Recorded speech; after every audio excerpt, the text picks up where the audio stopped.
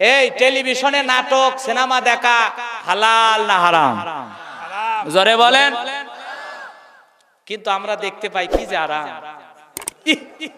এক একটা নায়িকা যখন বার হয় এতিমের মতো, হাজি চোখে কম দেখে, হাজি মানুষও চোখে কম দেখে, সব হাজি না।